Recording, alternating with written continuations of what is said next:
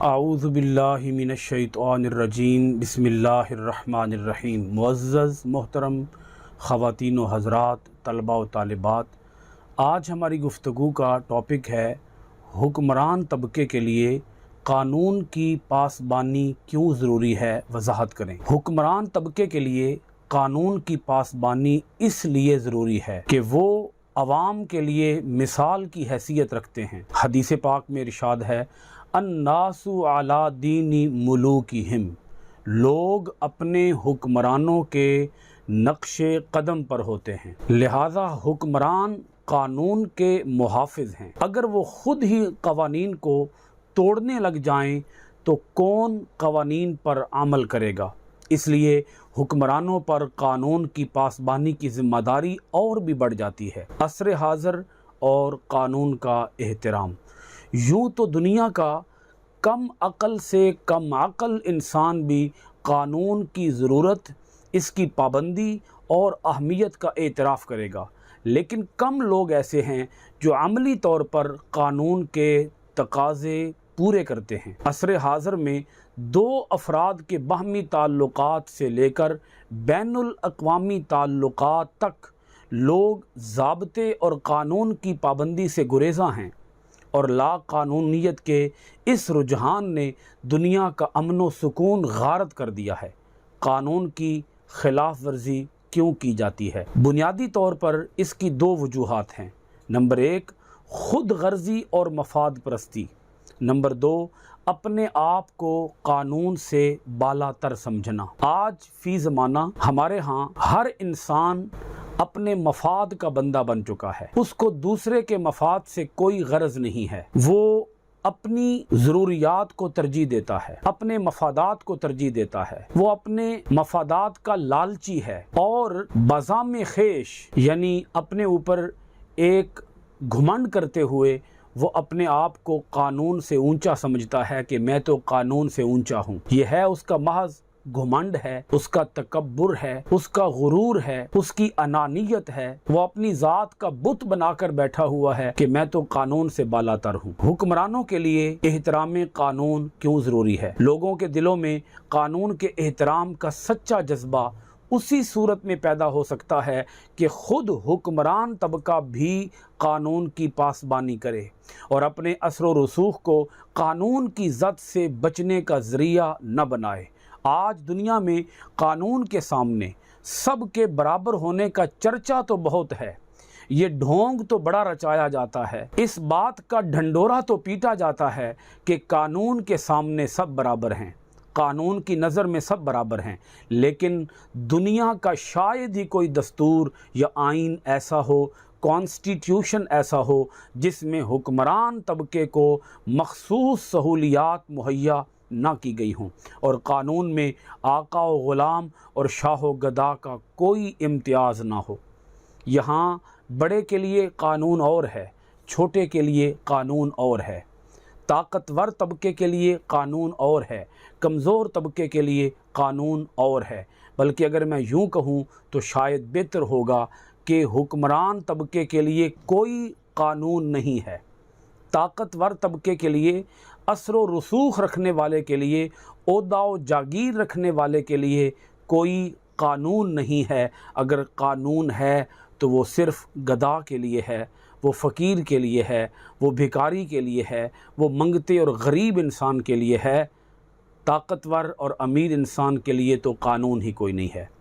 وہ کسی نے کہا تھا کہ امیر آدمی جب گناہ کرتا ہے تو حج کر لیتا ہے، اور جب جرم کرتا ہے تو جج کر لیتا ہے۔ احترام قانون پر اسلامی حکمرانوں کی مثالیں آپ کی خدمت میں پیش کر رہا ہوں۔ تاریخ اسلام کا مطالعہ کرنے سے پتہ چلتا ہے کہ حضور نبی اکرم صلی اللہ علیہ وآلہ وسلم اور آپ صلی اللہ علیہ وآلہ وسلم کے خلفائے راشدین اور ہمارے اسلاف میں، ہمارے بزرگان دین میں، ہمارے آباء و اجداد میں دیگر کئی حکمران قانون کی سب سے زیادہ پاسداری کرنے والے تھے۔ ذیل میں چند مثالیں ملاحظہ ہوں۔ نمبر ایک، پیغمبر اسلام حضرت محمد صلی اللہ علیہ وآلہ وسلم، نبی اکرم صلی اللہ علیہ وآلہ وسلم کے مبارک اسوہ حسنہ سے ہمیں پتہ چلتا ہے کہ آپ صلی اللہ علیہ وآلہ وسلم نے کبھی بھی خود کو قانون سے بالا تر نہیں سمجھا، بلکہ ہمیں اسوہ رسول صلی اللہ علیہ وآلہ وسلم سے یہ بھی پتہ چلتا ہے کہ آپ صلی اللہ علیہ وآلہ وسلم نے ہمیشہ پہلے خود عمل کیا، پھر دوسروں کو پابندی کرنے کا حکم ارشاد فرمایا۔ آپ صلی اللہ علیہ وآلہ وسلم کا ارشاد گرامی ہے، پہلی قومیں اس لیے تباہ ہوئیں کہ ان میں جب کوئی بڑا آدمی جرم کرتا تو چھوڑ دیا جاتا، اور اگر کوئی ادنا آدمی جرم کرتا تو سزا پاتا۔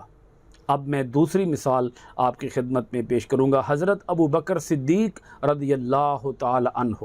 حضرت ابو بکر صدیق رضی اللہ تعالی عنہ نے اپنے پہلے خطبے میں، اپنی فرسٹ سپیچ میں اسلامی قانون کی پابندی کا عہد کرتے ہوئے ارشاد فرمایا، تاریخ ساز الفاظ ہیں یہ سنہری حروف سے لکھے جانے کے قابل ہیں، جب تک میں اللہ اور اس کے رسول صلی اللہ علیہ وآلہ وسلم کے احکام پر عمل کروں تم بھی میرا حکم مانو، اور جب میں اللہ اور اس کے رسول صلی اللہ علیہ وآلہ وسلم کے حکم کی خلاف ورزی کروں تو تم پر میرا حکم ماننا لازم نہیں ہے۔ خلیفہ اول جانشین رسول صلی اللہ علیہ وآلہ وسلم حضرت ابو بکر صدیق رضی اللہ تعالی عنہ نے کیا فرما دیا ہے، آپ کے کانوں نے سن لیا ہوگا۔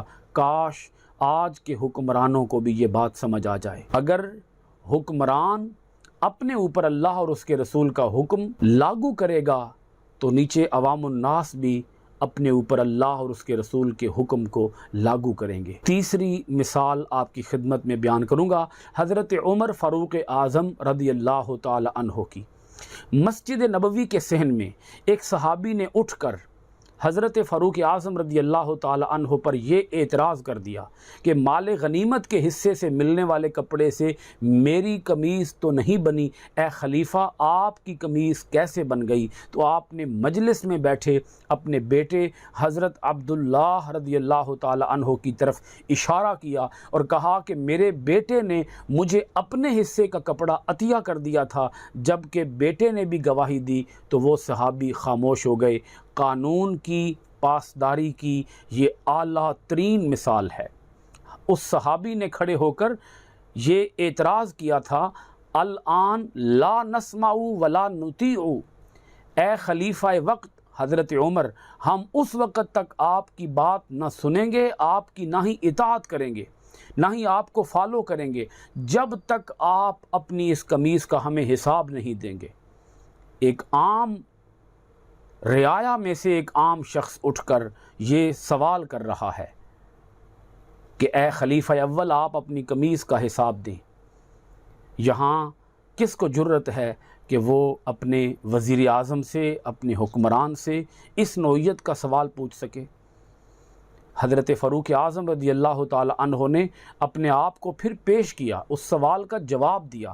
آپ نے یہ نہیں کہا کہ اس کو ٹانگ دیا جائے، اس کو لٹکا دیا جائے، اس کو ہینگ کر دیا جائے، آپ نے یہ نہیں فرمایا، بلکہ آپ نے اس کے سوال کا مثبت جواب دیا ہے، تسلی بخش جواب دیا ہے، اور اس کے اوپر اس نے کہا الآن نسمع و نطیع، اب ہم آپ کی بات سنیں گے بھی اور آپ کی اطاعت بھی کریں گے، کیونکہ آپ نے ہمیں سیٹسفائی کر دیا ہے، ہمارے سوال کا جواب دے دیا ہے اور تسلی بخش جواب دے دیا ہے۔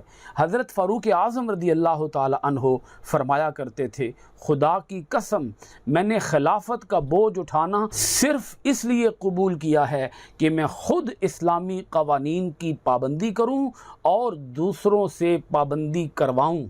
پہلے اپنی بات کی ہے کہ میں قانون کی پابندی کروں اور دوسروں سے پابندی کرواؤں، جس سے یہ بات سمجھ آتی ہے کہ حکمران سب سے پہلے فرسٹ آف آل حاکم وقت پر قانون کی پاسداری لازم ہے۔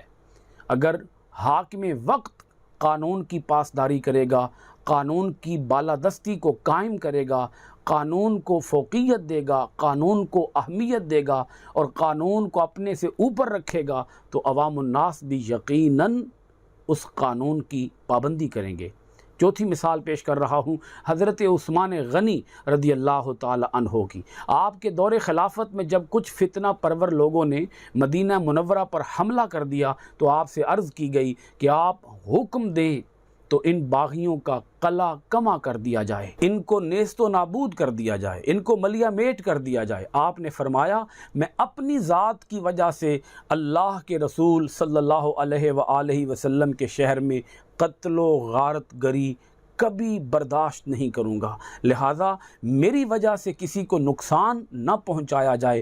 آپ نے خود شہید ہو جانا تو گوارا کر لیا، لیکن مدینہ پاک میں کسی فتنہ کو گوارا نہ کیا۔ آج حکمران اپنے آرام کے لیے، اپنی سہولت کے لیے کس طرح عوام الناس کو ذلیل کرتے ہیں، کس طرح عوام الناس کو تکلیف میں مبتلا کرتے ہیں، فقط اپنے آرام کی خاطر، اپنے پروٹوکول کی خاطر، اپنی سہولیات کی خاطر۔ اس سے اندازہ لگائیں کہ ہمارے اسلامی خلفاء، اسلامی ریاست کے حکمران کس طرح سے عوام الناس کی سہولیات کا خیال رکھتے، عوام الناس کے حقوق کا خیال رکھتے تھے۔ پانچویں مثال سنیے گا حضرت علی المرتضیٰ کرم اللہ وجہہ الکریم کی۔ اسلامی تاریخ کا مشہور واقعہ ہے کہ ایک مرتبہ حضرت علی المرتضیٰ رضی اللہ تعالی عنہ کی زرہ گم ہو گئی اور ایک یہودی سے ملی۔ خود خلیفہ وقت ہونے کے باوجود آپ اسے قاضی کی عدالت میں لے گئے، اور جب اس نے آپ کے بیٹے اور غلام دونوں کی گواہی حضرت علی سے قریبی تعلق کی بنا پر قبول کرنے سے انکار کر دیا تو حضرت علی اپنے دعوے سے دستبردار ہو گئے۔ احترام قانون کی اس مثال نے یہودی کو اتنا متاثر کیا کہ وہ کلمہ پڑھ کر مسلمان ہو گیا۔ دعا ہے کہ اللہ کریم ہمارے حکمرانوں کو ہدایت کی توفیق عطا فرمائے، طاقتور طبقے کو ہدایت کی توفیق عطا فرمائے، اور وہ قانون کی بالادستی کو قائم کریں، وہ اپنے آپ کو قانون کے دائرے میں لائیں، اور قانون سب کے لیے یکساں ہونا چاہیے۔ جب حکمران قانون کی پاسداری کریں گے تو عوام الناس بھی قانون کی پاسداری کو اپنی ذمہ داری سمجھیں گے۔ بہت شکریہ۔ السلام علیکم ورحمۃ اللہ وبرکاتہ۔